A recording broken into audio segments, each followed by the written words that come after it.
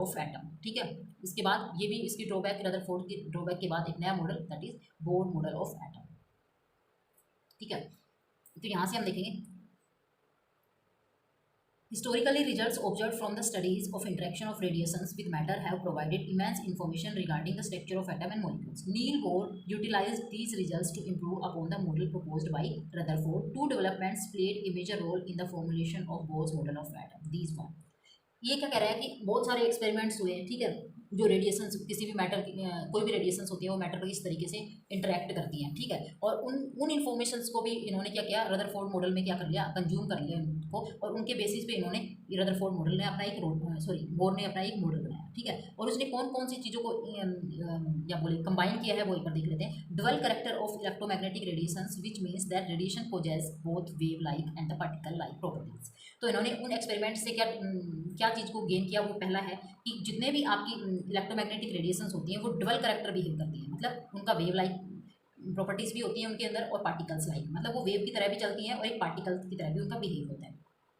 ठीक है, दूसरा experimental results regarding atomic spectra. ठीक है, एटॉमिक स्पेक्ट्रा के भी उन्होंने कुछ रिजल्ट्स, एक्सपेरिमेंटल रिजल्ट्स से उनको भी इसने इंक्लूड किया। ठीक है, तो सबसे पहले हम बात कर लेते हैं wave nature of electromagnetic radiations. यहाँ पे देखिए, wave nature of electromagnetic radiations. In the mid-19th century, physicists actively studied absorption and emission of radiation by heated objects. ये कहता है कि मिड 19th सेंचुरी में फिजिस्ट, मतलब कुछ साइंटिस्ट ऐसे थे जिन्होंने कोई भी हीटेड ऑब्जेक्ट है, कोई भी हीट ऑब्जेक्ट है, वो क्या करते हैं, एनर्जी देख लिया था कि कुछ ऑब्जॉर्प्शन भी हो रहा है वहाँ पे और रेडिएशंस का एमिशंस भी हो रहा है। ठीक है, इन्होंने क्या कहा, थर्मल रेडिएशंस का। They try to find out what the thermal radiations is made. उन्होंने क्या इससे पता करने की कोशिश की कि रेडिएशन से, थर्मल रेडिएशन ये कैसे बनाई जा रही है। It is now A well known fact that thermal radiations consist of electromagnetic waves of various frequency and wavelengths. ये कहती है जो थर्मल रेडिएशंस होती हैं ये इलेक्ट्रोमैग्नेटिक वेव्स होती हैं, और जो इलेक्ट्रोमैग्नेटिक वेव्स होती हैं इनकी अपनी अलग अलग फ्रीक्वेंसी और वेवलेंथ होती है। It is based on the modern concept which were known in the mid-19th century. First active study of thermal radiations was concerned in 1850s, and theory of electromagnetic waves and emission of such waves by accelerating charged particles was developed in the early 1870s by James Clerk Maxwell, which was experimentally confirmed after by Heinrich Hertz. He will learn some fact about the electromagnetic radiations. ये क्या करा कि इन्होंने काफ़ी experiment किए mid 19th में भी, उसके बाद में काफ़ी एक्सपेरिमेंट्स हुए जिसमें जेम्स क्लार्क मैक्सवेल ने भी अपना एक्सपेरिमेंट किया है। इसमें इसका एक कोई हेनरिच हार्ट्स जो था, इन्होंने भी इसमें इसका कोऑपरेट किया, तो कुछ फैक्ट्स निकल के आते हैं। तो जेम्स मैक्सवेल ने यहाँ पे क्या किया, एक्सप्लेनेशंस दी कुछ की। कोई भी चार्ज पार्टिकल्स होते हैं तो उनका बिहेवियर कैसे होता है इलेक्ट्रिक और मैग्नेटिक फील्ड में। ठीक है, एक मैक्रोस्कोपिक लेवल पे उन्होंने डिफाइन किया। तो उन्होंने क्या किया कि when electric charge particles move under acceleration, कोई भी इलेक्ट्रिक चार्ज होता है पार्टिकल वो अंडर एक्सेलरेशन मूव करता है, alternating electric and magnetic fields are produced and transmitted. तो ये क्या होता है, अल्टरनेटिंग, एक बार आपका क्या होगा, इलेक्ट्रिक चार्ज डेवलप होता है और दूसरी बार आपका मैग्नेटिक फील्ड डेवलप होता है। ठीक है, और these fields are transmitted in the forms of waves. ये ट्रांसमिट करते हैं, मतलब एक जगह से दूसरी जगह चलते हैं, किसकी फॉर्म में, वेव्स की फॉर्म में चलते हैं, और इन्हीं को इन्होंने क्या बोला, इलेक्ट्रोमैग्नेटिक वेव्स या इलेक्ट्रोमैग्नेटिक रेडिएशंस। ठीक है, यहाँ तक क्या हुआ, कोई भी अगर आपके पास चार्ज पार्टिकल्स है वो मूव करता है अंडर एक्सेलरेशन, तो वहाँ पे क्या होता है कि अल्टरनेटिकली इलेक्ट्रिक और मैग्नेटिक फील्ड्स प्रोड्यूस होते हैं और वो ट्रांसमिट करते हैं। ट्रांसमिट मतलब एक जगह से दूसरी जगह पे वो चलते हैं, और किसकी फॉर्म में चलते हैं, वेव्स की फॉर्म में चलते हैं। इन्हीं को इन्होंने इलेक्ट्रोमैग्नेटिक वेव्स बोला। जैसे यहाँ पे देखिए, ये डायरेक्शन ऑफ प्रोपगेशन है। ठीक है, यहाँ पे तो यहाँ पे क्या होता है, ये इलेक्ट्रिक फील्ड डेवलप हो रहा है, दूसरा इसके परपेंडिकुलर मैग्नेटिक फील्ड डेवलप हो रहा है, और ये ट्रांसमिट कर रहे हैं one position to another position, और तीनों की ही डायरेक्शन आप देखेंगे ये तीनों 90 डिग्री के ऊपर होते हैं, परपेंडिकुलर टू ईच अदर। तो यहाँ से हमें क्या पता चला मैक्सवेल से कि light is form of radiation. जो लाइट होती है वो एक फॉर्म होती है रेडिएशंस की।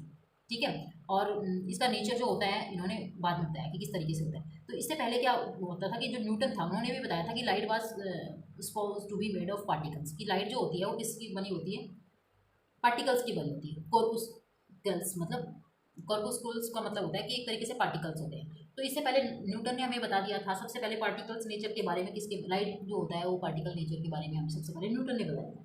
फिर बाद में मैक्सवेल ने भी बताया कि जो लाइट होती है वो एक रेडिएशंस की फॉर्म होती है। ठीक है, तो कहने का मतलब क्या होता है कि जो इलेक्ट्रोमैग्नेटिक रेडिएशंस होती है वो पार्टिकल बिहेव भी करती हैं और दूसरा वेव बिहेव भी करती है। तो इसलिए एक ड्वेल नेचर हो जाता है। ठीक है, first to reveal the light waves are associated with oscillating electric and magnetic characters. ठीक है। तो लाइट वेव्स जो होती हैं वो क्या होती हैं, ओसिलेटिंग इलेक्ट्रिक और मैग्नेटिक कैरेक्टर्स बिहेव करती हैं, इस तरीके से जाते हैं। ऑल्दो इलेक्ट्रोमैग्नेटिक वेव्स जो होती हैं, although electromagnetic waves motion is complex in nature, we will consider here only few simple properties। ठीक है। Oscillating electric and magnetic fields produced by oscillating charge particles, ये कहते हैं जो भी ओसिलेटिंग पार्टिकल्स होते हैं, मतलब जो अपनी पोजीशन के ऐसे तरह वाइब्रेट करते रहते हैं। ठीक है। ओसिलेटिंग चार्ज पार्टिकल्स जो होते हैं वो प्रोड्यूस करते हैं ओसिलेटिंग इलेक्ट्रिक फील्ड और मैग्नेटिक फील्ड।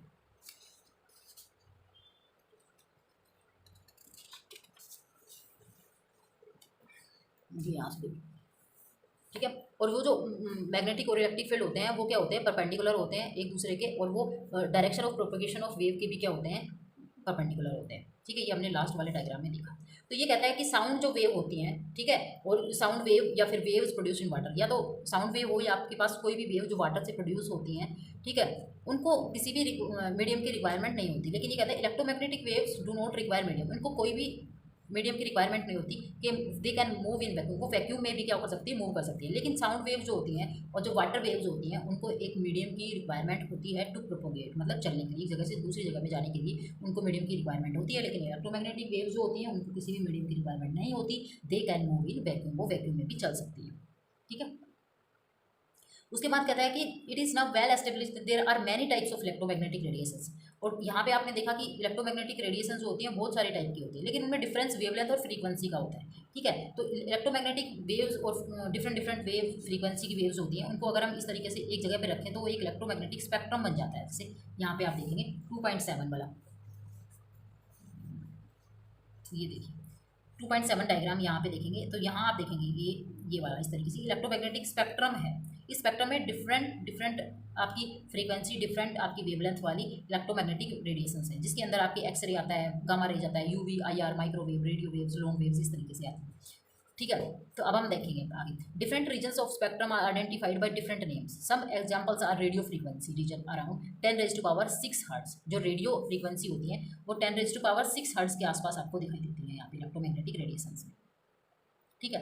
और ये जो यूज होती हैं वो किस में यूज होती है, आप यहाँ पे देखेंगे यूज फॉर ब्रॉडकास्टिंग। आप देखेंगे रेडियो पे जो ब्रॉडकास्टिंग होती है वो किसके 10⁻⁶ हर्ट्ज के अप्रोक्स होती है। ठीक है। Microwave region around 10⁻10 hertz, 10⁻10 hertz के आसपास आपको माइक्रोवेव्स मिलेंगी रेडिएशंस की, और ये रडार में यूज होती है। ठीक है। इंफ्रारेड जो होती हैं आपकी हीटिंग में यूज होती हैं, जैसे आईआर रेडिएशंस की, वो 10⁻13 के आसपास यूज होती है। अल्ट्रावायलेट 10⁻16 आप देखेंगे उसके आसपास आपको अल्ट्रावायलेट रीजन मिलेगा यहाँ पे। ठीक है। और अल्ट्रावायलेट रीजन जो होता है वो एक कंपोनेंट भी होता है किसका, सन रेडिएशंस का भी होता है। ठीक है। और 10⁻⁻15 जो है आपका, ठीक है, वो एक विजिबल रीजन होता है यूवी। 10⁻16 15 के बीच में आपको ये विजिबल रीजन मिलेगा, और जिसकी वेवलेंथ 400 नैनोमीटर से 750 नैनोमीटर के आसपास होती है। और आप यहाँ पे देखेंगे विजिबल जो रीजन होता है उसको हम एक विजिबल स्पेक्ट्रम, उसमें विब्ग्योर की फॉर्म में हम इसको लर्न करते हैं। विब्ग्योर मतलब वॉयलेट, इंडिगो, ब्लू, फिर आपका ग्रीन आ जाता है, येलो कलर आ जाता है, ऑरेंज आ जाता है, फिर आपका रेड आ जाता है, जिसमें वेवलेंथ को आप इस तरीके से यहाँ पे दिखाया हुआ है।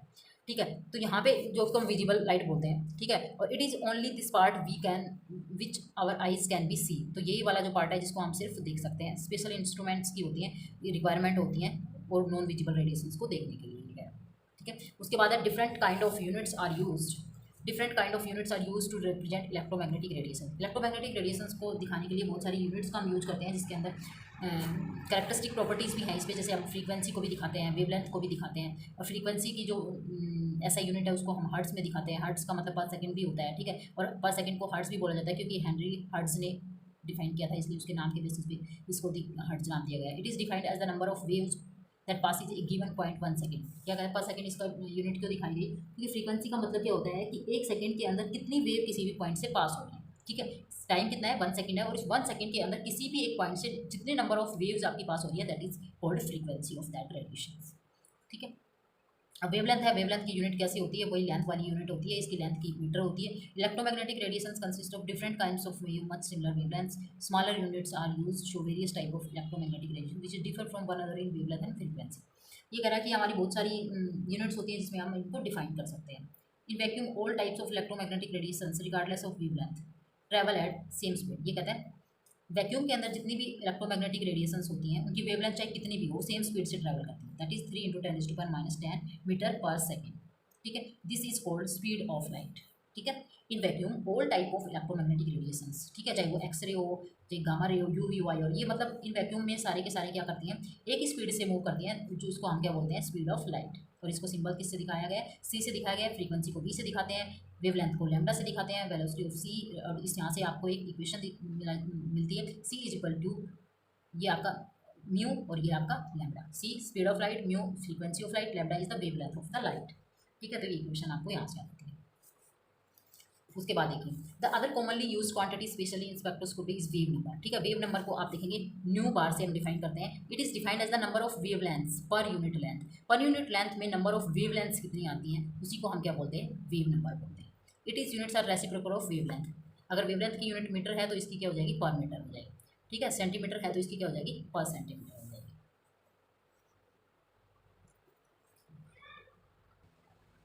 नेक्स्ट बात करते हैं particle nature of electromagnetic radiations, ठीक है, या फिर प्लैंक्स क्वांटम थ्योरी इसको भी हम बोलते हैं, ठीक है।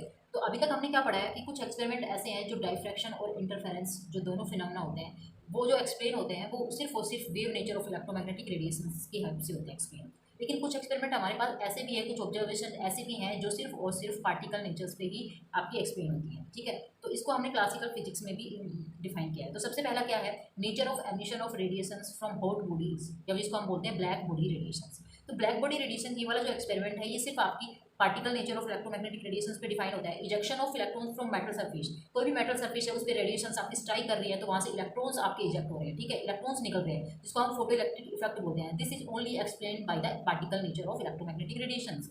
Variations of heat capacity of solids as a function of temperature, जितना भी आपकी हीट कैपेसिटी होती है किसी भी सॉलिड्स की, ठीक है, तो उसका जो वेरिएशंस होता है वो क्या होता है, एक as a function of temperature, temperature के फंक्शंस पे उनका वेरिएशंस होता है। तो ये भी हम किस पे डिफाइन करते हैं, पार्टिकल नेचर से ही हम क्या करते हैं, डिफाइन करते हैं। और फोर्थ है आपका line spectra of atoms with spectral reference to hydrogen, जिसमें एटम जो होता है, एटम्स के जो लाइन स्पेक्ट्रा डिफाइन करते हैं वो सिर्फ पार्टिकल नेचर से डिफाइन होते हैं, ठीक है। तो इन सब फिनोमेना से हमें क्या पता चलता है कि जो लाइट होती है, कोई भी सिस्टम है, वो एनर्जी को ले रहा है, ठीक है। तो एनर्जी सिर्फ और सिर्फ एक सर्टेन अमाउंट होती है, उसी अमाउंट को, या फिर हम बोल सकते हैं डिस्क्रीट अमाउंट होती है, उसी की फॉर्म में वो एनर्जी को क्या कर रहा है, ले रहा है, ठीक है। All possible energies can not be taken और रेडिएटेड। कोई भी आपके पास मैटर है, कोई भी सिस्टम है, ये कह रहा है कि वो एनर्जी को एक डिस्क्रीट फॉर्म में एब्जॉर्ब करता है या एमिट करता है, ठीक है। और सारी की सारी पॉसिबल एनर्जी है उनको वो ना ही तो लेता है और ना ही रेडिएट करता है, ठीक है। It is noteworthy that the first concrete explanation for the phenomenon of the black body radiations mentioned above was given by Max Planck in 1900, ठीक है। 1900 में ये ब्लैक बॉडी रेडिएशन को सबसे पहले मैक्स प्लैंक ने क्या है, डिफाइन किया गया, ठीक है। Let's first try to understand this phenomena. Black body radiation से क्या होता है, इसको हम एक बार देखते हैं। Hot objects emit electromagnetic radiations over a wide range of wavelengths. ये क्या कहता है कि अगर आपके पास कोई भी हॉट ऑब्जेक्ट है वो इलेक्ट्रोमैग्नेटिक रेडिएशंस को क्या करता है, एमिट करता है, और जो इलेक्ट्रोमैग्नेटिक रेडिएशंस को एमिट करता है उनकी वेवलेंथ अलग अलग होती है। At high temperatures, an appreciable proportion of radiation is in visible region of the spectrum. ये कहता है कि जब आपके पास टेम्परेचर ज़्यादा होता है तो appreciable proportion of रेडिएशन का ज़्यादा जो proportion होता है वो विजिबल रीजन में आपके आता है स्पेक्ट्रम के।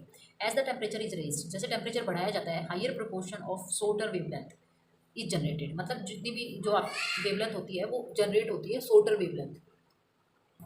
For example when an iron rod is heated in a furnace, किसी एक आयरन रोड को हम हीट करते हैं, it first turns to dull red, ठीक है। ये पहले डल रेड में बदलता है, उसके बाद ये क्या हो जाता है, ज़्यादा रेड हो जाता है, ठीक है, एज द टेम्परेचर इंक्रीज, ठीक है। पहले थोड़ा सा रेड होगा, उसके बाद ज़्यादा रेड होगा चल जाता है, ठीक है। As this is heated further, उसके बाद भी अगर इसको हीट किया जाता है तो ये वाइट कलर में हो जाती है, उसके बाद ये ब्लू कलर हो जाता है इसका, ठीक है। As the temperature becomes very, बहुत ज़्यादा हाई हो जाता है। इसका मतलब जैसे हम टेम्परेचर बढ़ा दें, स्टार्टिंग में जब आपका टेम्परेचर हाई था, जब ये डल ब्लू बना था, तो इसमें क्या होती है कि जो रेडिएशंस होती हैं वो कैसी होती हैं, विजिबल रीजन वाली स्पेक्ट्रम में शो होती है, ठीक है। लेकिन जैसे जैसे हम टेम्परेचर को और ज़्यादा बढ़ाते चले जाते हैं तो क्या हो जाती है, जो ये शॉर्ट वेवलेंथ वाली रेडिएशन आपकी जनरेट होती है, ठीक है। यहाँ से इतना ही बताया। This means the red radiation is most dense at a particular temperature. Red radiation जो हमें दिखाई दे रही थी वो क्या थी, most intense at a particular temperature. Blue radiation is more dense at another temperature, मतलब सभी रेडिएशन के लिए एक पर्टिकुलर टेम्परेचर होता है जिसमें वो डेंस होती है या इंटेंस होती है। This means intensity of radiations of different wavelengths emit by hot body depends upon its temperature, ठीक है। इंटेंसिटी कितनी होगी, अगर आपके पास कोई भी बॉडी हॉट बॉडी है वो किसी भी वेवलेंथ की रेडिएशंस को एमिट कर रही है तो रेडिएशन की इंटेंसिटी कितनी कितनी होगी उसको किस पे डिपेंड करती है, टेम्परेचर पे डिपेंड करती है, इसलिए intensity is directly proportional to the temperature.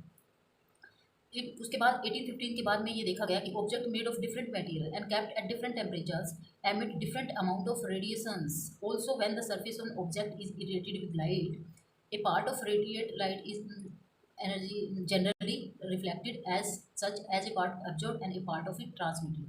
ये क्या कहता है कि अगर आपके पास कोई भी सरफेस है, उसके आप कोई भी रेडिएशंस को एमिट करते हो, ठीक है, कोई भी सरफेस है, कोई भी ऑब्जेक्ट है, उसके ऊपर लाइट गिरती है, यह light is a form of electromagnetic radiations, ठीक है। तो उसमें उस लाइट का कुछ पार्ट तो आपका क्या हो जाता है, रिफ्लेक्ट हो जाता है, कुछ पार्ट एब्जॉर्ब हो जाता है और कुछ आपका ट्रांसमिट हो जाता है, ठीक है।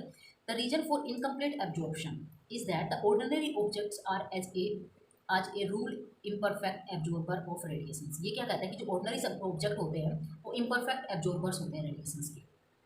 एन आइडियल बॉडी, जो आइडियल होती है, which emits and absorb radiations of all frequencies uniformly. ये कहता है कि कोई भी अगर आपके पास आइडियल बॉडी होगी तो वो कोई भी रेडिएशंस को एब्जॉर्ब या एमिट करती है, वो सभी फ्रीक्वेंसी को यूनिफॉर्मली करती है, और उसी को हम क्या बोलते हैं, black body radiations. And radiations emit bye such a body is called black body radiations. लेकिन इन प्रैक्टिकल मतलब ऐसा कोई भी बॉडी एग्जिस्ट नहीं करती है जो सभी टाइप की फ्रीक्वेंसीज की रेडिएशंस को एमिट भी करे और एब्जॉर्ब भी करे। लेकिन कार्बन जो ब्लैक है वो अप्रोक्सीमेट क्लोज है ब्लैक बॉडी की, ठीक है। Good physical approximation to a black body is a cavity with a tiny, एक कैविटी होती है जिसमें टाइनी होल होता है, which has no another opening, और उसमें कोई दूसरी ओपनिंग नहीं होती। Any way entering the hole will be reflected by the cavity walls and will be eventually absorb by the walls, ठीक है। उसमें एक होल होता है तो उसमें कोई भी अगर एंटर कर रही है कोई भी रे तो वो रिफ्लेक्ट भी होती है, रिफ्लेक्ट होकर वो उसी ब्लैक बॉडी से एब्जॉर्ब भी हो जाएगी उसी की वॉल से। तो इस तरीके से black body is also a perfect radiator of radiant energy. Furthermore A black body is in thermal equilibrium with its surrounding, ठीक है। जो ब्लैक बॉडी होती है वो सराउंडिंग के साथ क्या होती है, थर्मल इक्विलिब्रियम में होती है। It radiates same type of energy per unit area as it absorbs from the surrounding in any given time. ये कहता है कि अगर कोई भी ब्लैक बॉडी है वो सेम अमाउंट ऑफ एनर्जी को एरिया को एब्जॉर्ब कर रही है तो उतना ही वो क्या करती है, रेडिएट भी करती है। The amount of light emitted, intensity of radiation from a black body and its spectral distribution depends only its temperature। ये कहता है कि कोई भी लाइट एमिट हो रही है ये उसकी जो इंटेंसिटी होती है ब्लैक बॉडी से, वो स्पेक्ट्रल डिस्ट्रीब्यूशन डिपेंड्स किसके ऊपर होता है, टेम्परेचर पे होता है। At a given temperature intensity of radiations emitted increases with increase in wavelength. ये कहता है कि अगर आप वेवलेंथ को इंक्रीज कर रहे हो तो किसी भी रेडिएशन जो होती है जो एमिट होती है पर्टिकुलर टेम्परेचर उसकी इंटेंसिटी भी क्या हो जाती है, इंक्रीज हो जाती है। reaches a maximum value at a given wavelength and then starts decreasing further increasing of wavelength, ठीक है। As the temperature increases maximum of curve shifts to shorter wavelength. ये कहता है कि जैसे आप टेम्परेचर को इंक्रीज करते हो तो मैक्सिमम क्या होता है आपका, शिफ्ट हो जाता है to a greater wavelength, sorry shift to shorter wavelength. Several attempts were made to predict the intensity of radiations as a function of wavelength, ठीक है।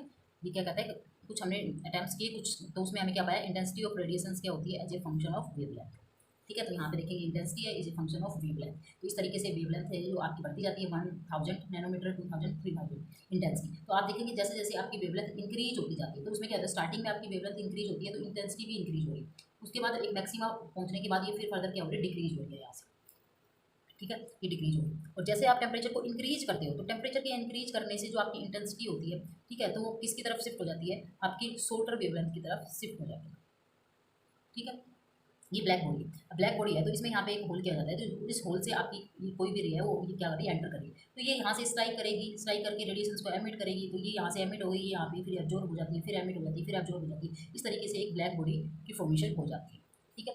अब आगे देखिए, but the results of above experiment could not be explain satisfactorily on the basis of wave theory of light, ठीक है, कि ये जो रिजल्ट्स है ये वेव थ्योरी की तरह वेव थ्योरी ऑफ लाइट पे एक्सप्लेन नहीं कर पाए, ठीक है। तो आगे देखिए, Max Planck arrived at a satisfactory relationship by making an assumption that absorption and emission of radiations arise from oscillator, that is atoms in the wall of black body। ये क्या कहते हैं, इन्होंने एक एग्जम्पशन किया, क्या एग्जम्पशन की absorption emission of radiations क्या होता है, वो ओसिलेटर्स से अराइज होता है, ठीक है। ब्लैक बॉडी के जो एटम्स होते हैं वहाँ से क्या होता है, ओसिलेशंस होता है, तो वहाँ से एब्जॉर्प्शन या एमिशंस होता है रेडिएशंस का। और their frequency of oscillation is changed by interaction with oscillators of electromagnetic radiations. और इन जो ओसिलेशंस होता है इन ओसिलेशंस की फ्रीक्वेंसी चेंज होती है किससे, जब ये इंटरेक्ट करते हैं, किससे इंटरेक्ट करते हैं, इलेक्ट्रोमैग्नेटिक रेडिएशंस से, ठीक है। Planck assumed that radiations could be subdivided into discrete chunks of energy। Planck's ने ये अज्यूम किया कि रेडिएशंस है वो सब डिवाइडेड होती हैं इसमें डिस्क्रीट चंक्स ऑफ एनर्जी, और he suggested that atoms and the molecules could emit or absorb energy only in discrete quantities and not in a continuous manner. ये कहता है कि कोई भी एटम या मोलिक्यूल है वो एनर्जी को एब्जॉर्ब कर रहा है या फिर क्या कर रहा है, रिलीज कर रहा है, एमिट कर रहा है, तो वो एक कॉन्टिन्यूस मैनर में नहीं कर रहा, वो एक डिस्क्रीट मैनर में या डिस्क्रीट क्वांटिटी में क्या कर रहा है, एनर्जी को एमिट या एब्जॉर्ब कर रहा है।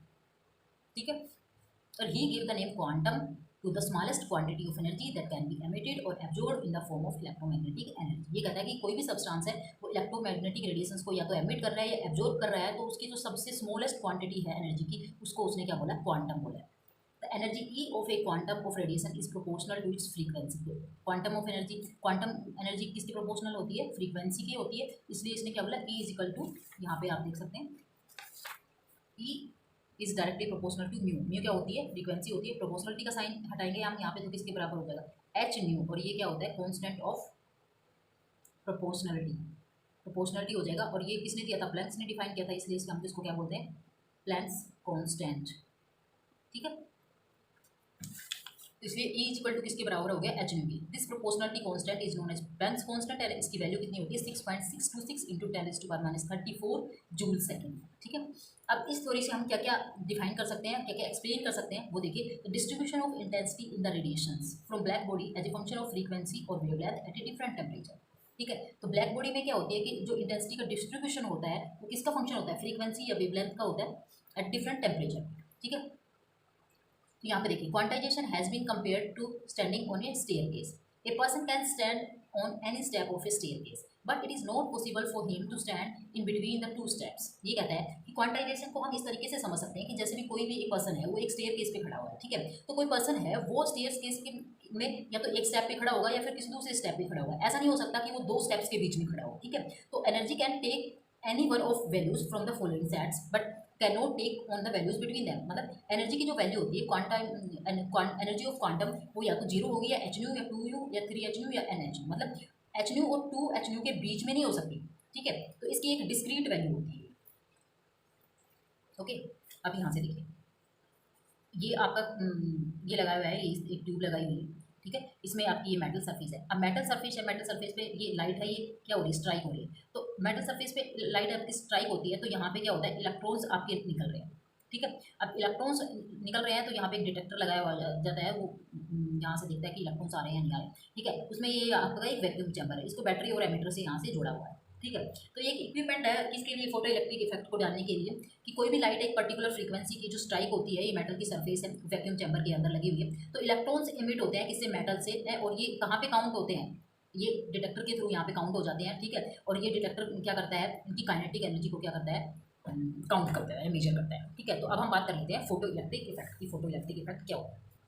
ठीक है, in 1807 Hertz performed a very interesting experiment in which electrons or electric current were ejected when certain metals, example potassium, rubidium और cesium। ये कहता है कि जो H हर्ट्ज है, ठीक है, उसने एक एक्सपेरिमेंट किया, और एक्सपेरिमेंट किया था, उसके पास कुछ मेटल्स थी, पोटाशियम, रुबीडियम और सीजियम, मतलब एल्कली मेटल्स थी उसके पास। तो उन्होंने क्या किया कि वहाँ पे अपने इलेक्ट्रॉन्स इजेक्ट हो रहे थे। उस एक्सपेरिमेंट में क्या होते हैं, इलेक्ट्रॉन्स इजेक्ट हो रहे थे। ठीक है, जब उन्होंने उसके ऊपर एक लाइट बीम को क्या किया, एक्सपोज किया, और इस फिनोमेना को ही हम क्या बोलते हैं, इलेक्ट्रिक इफेक्ट बोलते हैं, फोटो इलेक्ट्रिक इफेक्ट। अब फोटो इलेक्ट्रिक इफेक्ट की कुछ ऑब्जर्वेशंस थी, वो क्या थी, electron are rejected from the metal surface as soon as the beam of light strike the surface. मतलब जैसे ही उस बीम लाइट की बीम पड़ती है वैसे के वैसे आपके इलेक्ट्रॉन्स तुरंत आपके वहाँ से इजेक्ट होते हैं, उनमें कोई टाइम लैग नहीं है। ठीक है, कि भाई जैसे पहले स्ट्राइक होगी फिर टाइम लगेगा फिर इलेक्ट्रॉन्स आपके इजेक्ट होंगे, ऐसा नहीं है। बिल्कुल जैसे ही आपकी बीम मेटल की सरफेस पे आपकी स्ट्राइक होगी तुरंत ही आपके वहाँ से इलेक्ट्रॉन्स इजेक्ट हो जाते हैं। Point number 2, the number of electrons ejected is proportional to the intensity और ब्राइटनेस ऑफ लाइट। अगर आपकी जो लाइट स्ट्राइक हो रही है मेटल सरफेस पे, उसकी इंटेंसिटी या ब्राइटनेस ज़्यादा है तो आपके नंबर ऑफ इलेक्ट्रॉन्स क्या होंगे, ज़्यादा आपके इजेक्ट होंगे वहाँ से। पॉइंट नंबर 3 क्या कहलाता है, for each metal there is a characteristic minimum frequency, जिसको हम थ्रेशोल्ड फ्रीक्वेंसी भी बोलते हैं, below which photo electric effect is not observe. ये कहता है कि कुछ जितने भी आपकी मेटल्स हैं उनकी एक मिनिमम फ्रीक्वेंसी होती है, जिसको हम बोलते हैं थ्रेशोल्ड फ्रीक्वेंसी। उस फ्रीक्वेंसी के नीचे आपका फोटो इलेक्ट्रिक इफेक्ट ऑब्जर्व नहीं होता है। ठीक है, एट ए फ्रीक्वेंसी जो कि क्या है, ज़्यादा है थ्रेशोल्ड फ्रीक्वेंसी से, तो the ejected electrons come out with certain kinetic energy. ये कह रहा है कि अगर आपके पास ये जो लाइट है जो स्ट्राइक हो रही है और ये मेटल सरफेस है, और मेटल सरफेस की अपनी क्या होगी, ईच मेटल की अपनी कैरेक्टरिस्टिक मिनिमम फ्रीक्वेंसी होती है। ठीक है, अगर आपके पास क्या है, ये जो लाइट है इसकी फ्रीक्वेंसी और मेटल की जो फ्रीक्वेंसी थ्रेशोल्ड फ्रीक्वेंसी से ज़्यादा है तो तभी आपके यहाँ से इलेक्ट्रॉन्स इजेक्ट होंगे और उनकी अपनी एक काइनेटिक एनर्जी होगी। ठीक है, तो kinetic energy of these electrons increases with increase of frequency of light use. मतलब जितनी ज़्यादा आप यहाँ पे फ्रीक्वेंसी यूज करेंगे लाइट की जो यहाँ पे स्ट्राइक हो रही है तो उतनी ही ज़्यादा आपकी क्या होगी काइनेटिक एनर्जी जो इलेक्ट्रॉन्स की होगी वो क्या होगी, ज़्यादा होगी। ठीक है, और ये जितने के जितने भी रिजल्ट्स हैं ये एक्सप्लेन नहीं करवाए थे by the law of classical physics. ठीक है, according to latter the energy content of the beam of light depends upon the brightness of light. In another words the number of electrons ejected and kinetic energy associated with them should depends on the brightness of light. It has been observed that though the number of electrons ejected does not depend upon the brightness of light, the kinetic energy ejected electrons does not. For example, red light है, आपके पास कोई भी red light है, उसकी ये वाली frequency है, ठीक है, 4.36 into 10⁻14 hertz of any brightness may shine on a piece of potassium metal for hours but no photoelectrons are ejected. ये कहता है कि रेड लाइट की जो फ्रीक्वेंसी है वो ये वाली होती है और उसकी ब्राइटनेस, ठीक है, कोई भी ब्राइटनेस होगी तो वो जो आपके पास पोटेशियम की मेटल सरफेस है उस पर काफ़ी देर घंटों तक अगर वो वहाँ पे गिरती है लेकिन फोटो इलेक्ट्रॉन्स इफेक्ट इजेक्ट नहीं होते वहाँ पे। ठीक है, लेकिन ये कहता है कि जैसे जैसे इवन वीक येलो लाइट, अगर आप उसमें वीक येलो लाइट उसके ऊपर गिरती है तो फोटो इलेक्ट्रॉन इफेक्ट इजेक्ट होता है। इसका मतलब क्या होगा कि threshold frequency for potassium metal is 5 into 10⁻14 hertz. ठीक है, समझ में आ गया, क्योंकि रेड जो लाइट थी उसकी जो फ्रीक्वेंसी थी वो 4.6 हर्ट्ज थी। ठीक है, इस और लेकिन जो येलो लाइट की थी वो कितनी थी 5.1 5.2। लेकिन आपको पता है पोटेशियम मेटल के लिए थ्रेशोल्ड फ्रीक्वेंसी कितनी होती है 5.10⁻14 हर्ट्ज। इससे थोड़ी सी ज़्यादा भी अगर आपको लाइट की फ्रीक्वेंसी मिल गई तो यहाँ से इलेक्ट्रॉन्स आपके इजेक्ट हो जाएंगे, फोटो इलेक्ट्रॉन इफेक्ट आपका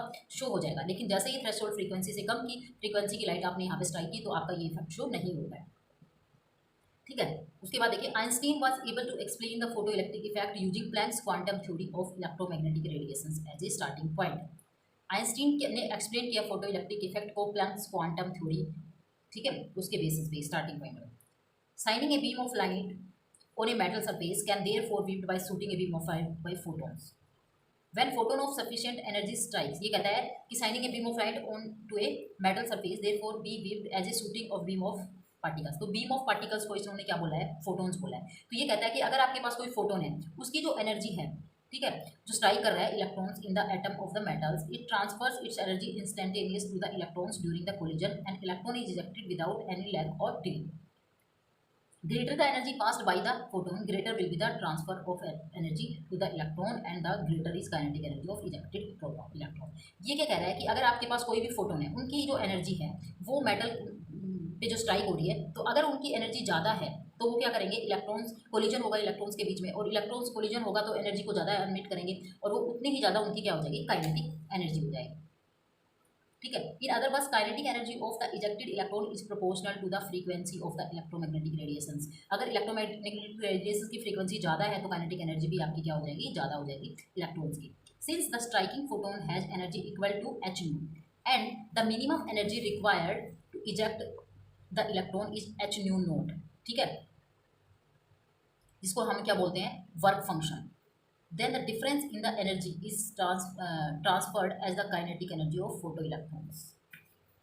ठीक है, अब आप यहाँ से देखिए इन्होंने क्या बताया कि अगर आपके पास कोई भी फोटोन है, ठीक है, फोटोन की एनर्जी की हम बात करें तो h न्यू होता है। ठीक है, और हमारे पास में जो मेटल है, कोई भी मेटल है उसकी एनर्जी हमने क्या मानी, न्यू नोट बोला है। तो ठीक है, तो उनकी इजेक्शंस के लिए इलेक्ट्रॉन्स की एनर्जी कितनी चाहिए, एनर्जी को हम ई नोट से अगर हम डिफाइन करते हैं तो ये हो जाएगी h नोट। ठीक है, तो ये तो होगी आपकी थ्रेशोल्ड एनर्जी। और इस एनर्जी से अगर आपकी ज़्यादा एनर्जी का कोई फोटोन यहाँ पे स्ट्राइक करता है तो क्या होगा, इलेक्ट्रॉन्स आपकी इजेक्ट हो जाएंगे। लेकिन इलेक्ट्रॉन्स की काइनेटिक एनर्जी ज़्यादा कब होगी, जब आपका जो स्ट्राइकिंग फोटोन है इसकी एनर्जी जितनी ज़्यादा होगी उतनी ही आपकी क्या हो जाएगी, काइनेटिक एनर्जी ज़्यादा हो जाएगी। इन दोनों का जो डिफरेंस है उसी को हमने क्या बोला, काइनेटिक एनर्जी ऑफ फोटोन। तो kinetic energy of photon, sorry kinetic energy of electron किसके बराबर हो जाएगी, h new minus h new note. ठीक है, और h न्यू नोट इसी को इसने क्या बोला है, वर्क फंक्शन। आइंस्टीन ने क्या बोला है इनको, वर्क फंक्शन। ठीक है, तो इसी तरीके से काइनेटिक एनर्जी को इन्होंने क्या लिखा है, हाफ mv²। काइनेटिक एनर्जी को आपको पता है, काइनेटिक एनर्जी का फॉर्मूला क्या होता है, kinetic energy is equal to half mv² और मास कितना, इलेक्ट्रॉन्स का। तो ये किसके बराबर है, h new minus h new note. और अगर आपको यहाँ से h न्यू निकालना है, फोटोन की एनर्जी निकालनी है, तो वो किसके बराबर हो जाएगा, h new note plus half mv²। ठीक है, यहाँ पे एम ई क्या है, mass of the electron and the velocity associated by the ejected electron.